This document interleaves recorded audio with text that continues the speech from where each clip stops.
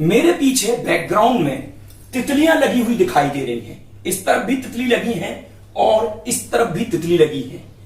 आप दैनिक जीवन से पिच को बहुत आसानी से समझ सकते हैं। शुरुआत में देखिए, आप एक मोटी सी तितली लगी है, फिर उसके बाद थोड़ी छोटी तितली, फिर और छोटी और अंत में बिल्कुल छोटी तितली हो गई है। इसी प्रकार इस तरीके से भी आप देख सकते हैं। क्यों लगाई है मैंने ये तितलियां? आज हम पिच को समझने वाले हैं। पिच यानी पहले मोटी आवाज, फिर मोटी से थोड़ी सी और पतली होगी, तो जिसको हम मध्य सप्तक, मंद्र सप्तक और तार सप्तक की आवाज कहते हैं। पिच क्या है? इसी पिच पर आज का वीडियो हमारा केंद्रित है कि किस प्रकार हमारी आवाज मोटी से पतली होते चली जाती है। जैसे जैसे हम ऊंचा बोलते हैं तो हमारी जो आवाज का तारत्व है, पतलापन है, वो बढ़ते जाता है। तो साथियों, आज का वीडियो आप पूरा देखें, बिल्कुल भी स्किप ना करें, और संगीत की छोटी छोटी बातें आपको वीडियो में आगे मिलते रहेंगी। इसलिए चैनल को सब्सक्राइब कर लें और एक लाइक तो अभी तुरंत कर दीजिए। साथियों नमस्कार, मैं हूं रामबाबू पटेल तेल से। पिच को जाने बगैर आप संगीत में आगे नहीं बढ़ सकते। चाहे आप ढोलक सीख रहे हो, चाहे हारमोनियम सीख रहे हो, तबला सीख रहे हो, गिटार सीखें, पियानो सीखें, बांसुरी सीखें, किसी भी प्रकार का वाद्य यंत्र सीखें, आपको पिच को समझना ही होगा, अपने सा को समझना ही होगा। गायक को तो केवल अपने सा को समझना है, लेकिन ढोलक बजाने वाले को, तबला बजाने वाले को, क्योंकि उसको दूसरे के साथ संगति करना है, तो दूसरे का सा कभी किसी गायक के साथ बजाएगा, कभी किसी गायक के साथ बजाएगा।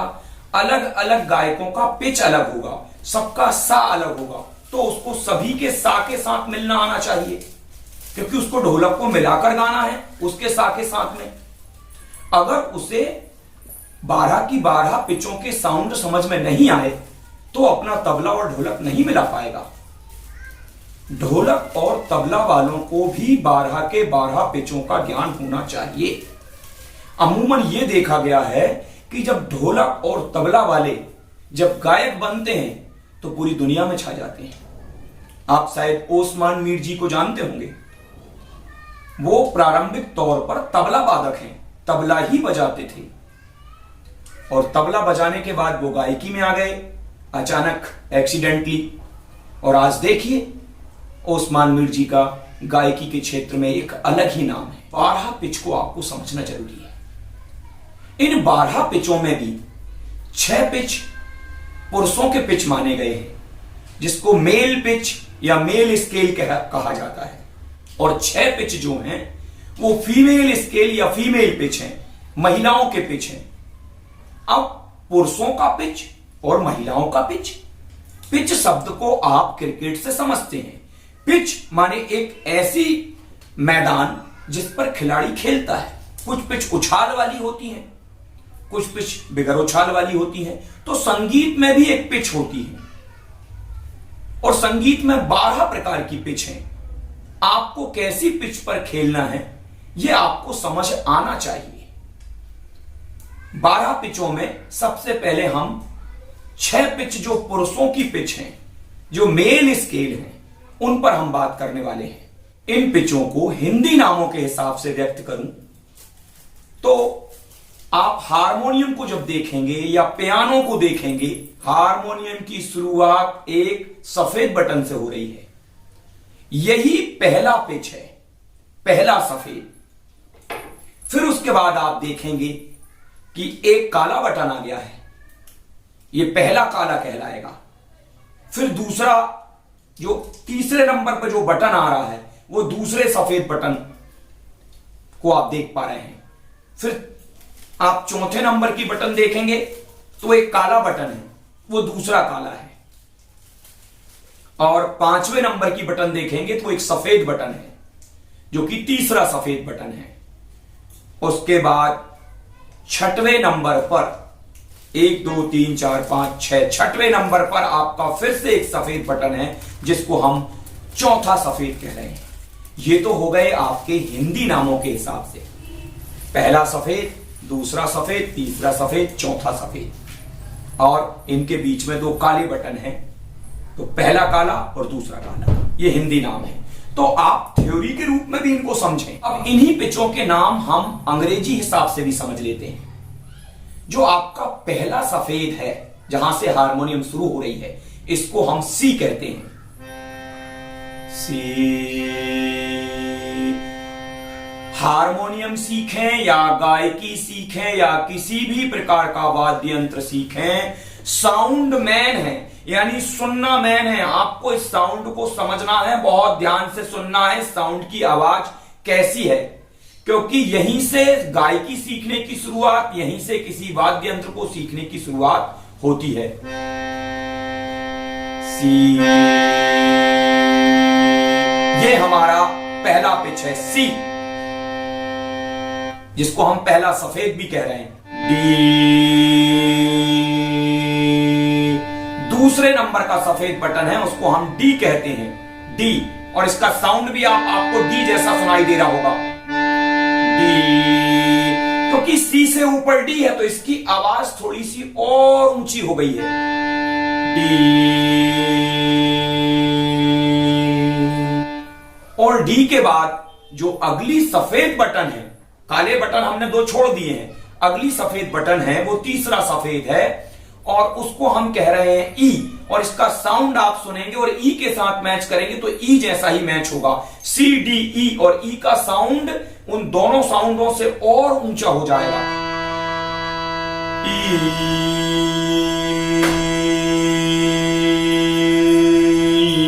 ये ई का साउंड है।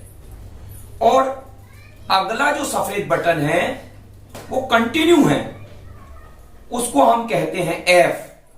आपने पहला सफेद सी कहा, दूसरे सफेद को डी कहा, तीसरे सफेद को ई कहा, और ये चौथा सफेद बटन आ गया है। आपको इसका साउंड विशेष तौर पर सुनना है। थ्योरी तो आप समझ ही रहे हैं, सी, डी, ई, और ये एफ है चौथे सफेद।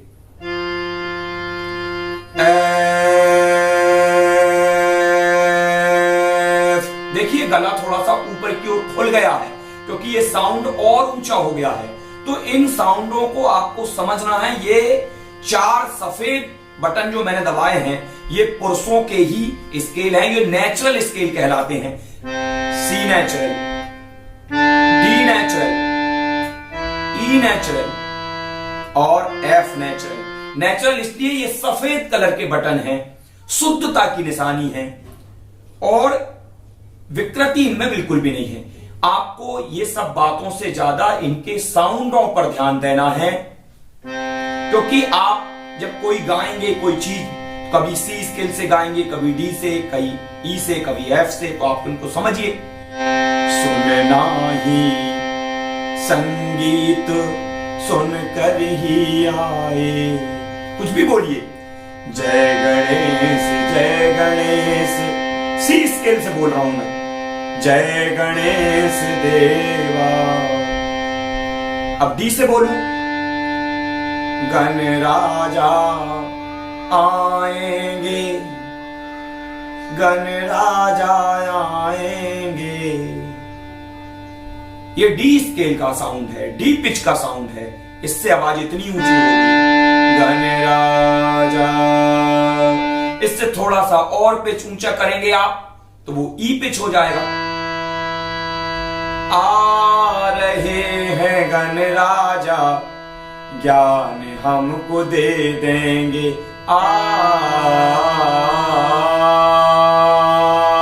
इसका साउंड इतना ऊंचा है। ये ई का साउंड है, यानी तीसरे सफेद का, चौथे सफेद का। आप मेरी बातों को अच्छे से समझेंगे, कर देंगे, लाइक एक कर देंगे। ये आवाज मिलना ही, ये आवाज मिलना ही संगीत आना है। इसने जिसको जाना है संगीत जाना है। ये जो साउंड की आवाज आ रही है, इसको आपको पहचानना है। ये चार सफेद सी, डी, एफ, ये चार सफेद स्केल पुरुषों के हो गए, ये मेल स्केल हैं, पुरुष स्केल हैं, पुरुषों के पिच हैं। अब इन्हीं 4 सफेदों के बीच में पहले सफेद के बाद एक पहला काला है, तो सी के बाद आ रहा है वो पहला काला, इसलिए हम उसको सी शार्प कह रहे हैं। पहला काला है लेकिन उसका अंग्रेजी नाम सी शार्प है।